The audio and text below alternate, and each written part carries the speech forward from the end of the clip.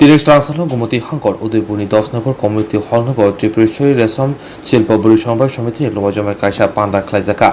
পান্ডাবো রেশম চাষ খ্লাইজারগ্ন সকাত ইয়াফ্রাজাকা আরো ফাইমাজাকা ত্রিপুরা হামক্রাই মন্ত্রী রামপুর রজমাতিয়া মানজাকা সেরিকালচার তাংবিদিনী এমডি স্বপন চক্রবর্তী গুমতি হাঙ্গনি সভাধিপতি স্বপন আধিকারী খবই দশনগরনি রেশম চাষ খ্লাইনাইতে আমসানি তঙ্ক সন্তনের লোকর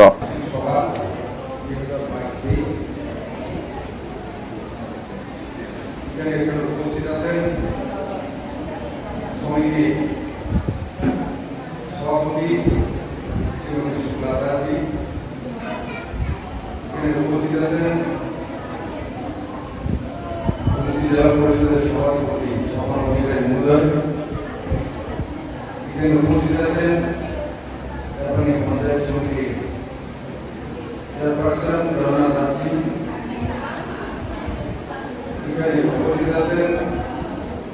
গোকুলপুর রত্ননগর এবং সালগড়া প্রথমগণ, সমিতির সদস্যরা এবং এলাকার অভিভাবক এবং এই সমবায়ের সাথে জড়িত কর্মচারীগণ, সাংবাদিক ভাইরা, দিয়ে গেল না। হ্যাঁ, তো কাজে আমাদের সরকার মাত্র 4.5 বছর, এর মধ্যে 2 বছর তো গেল, পূর্ণ হয়ে গেছে। ত্রিপুরাতে প্রথম গীতার কর্মকাণ্ডী এলাকায় করোনা ভাইরাসের রোগী, আর এমএলএর মধ্যে আমি প্রথম রোগী। এরপর 2 বছর আমরা 9 বছর হইলাম, তবু বিষয়টা আমি বলিয়ে দেব, কারণ ভারতবর্ষে জওয়াহরলাল প্রধানমন্ত্রী, এরপরে দেবব্রতী আমরা চালাইছি প্রধানমন্ত্রী, মনমোহন সিংকে চালাইছি 10 বছর প্রধানমন্ত্রী, এখন নরেন্দ্র মোদী প্রধানমন্ত্রী। আর জানেন এমএলএ হওয়ার পর সাধারণত 5 বছরের মন্ত্রীত্বে সুযোগ পাওয়া যায়, আমি 5 মাসের মন্ত্রী, তবু আপনাদের জন্য কিছু করা যায় কিনা আমি অবশ্যই চেষ্টা করব। কারণ আমি দীর্ঘ বছর ধরে 1998 সন থেকে উত্তরের 6 বছর ছিলাম, শিল্প কারখানাতে আমার চাকরি দেওয়া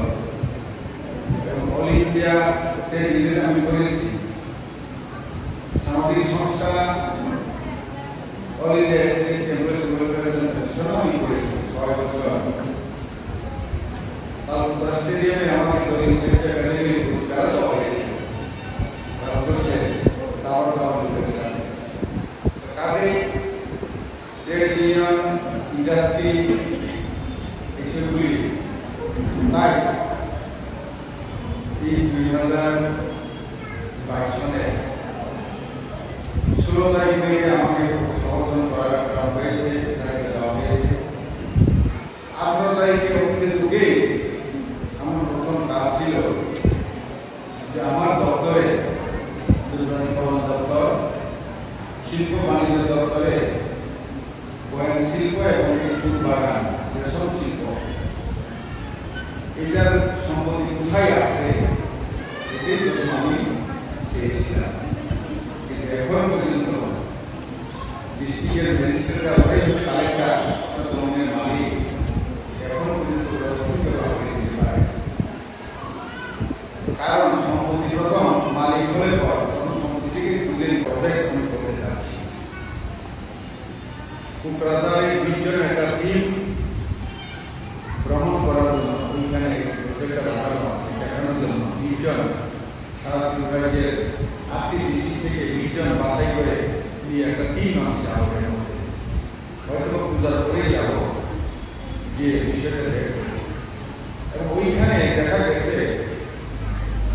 রেশম শিল্প তা নয়, এটাকে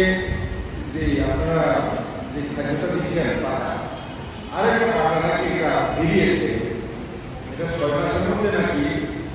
রেশম যে পোকা খাওয়ার মতো উপযুক্ত পাতা বেরিয়ে আসে, এরকম একটা গাছ বেরিয়ে এসেছে এবং এটা বড় বড় পাতা লাগে জানি না। আমাদের এখানে যে গাছ যে আছে এর সাইডে একটা উন্নত ধরনের একটা আমাকে বলুন। তো কাজেই এটা হচ্ছে, এবং এটা শুধু এই যন্ত্রগুলি সূর্যে থাকবে না, কিছু প্লাস্টিক সেক্টরে সূর্যে থাকবে না, এটা গড়ে গড়ে রোজগার, এটা মোদীজি বলছেন, এটা সবাই কারণ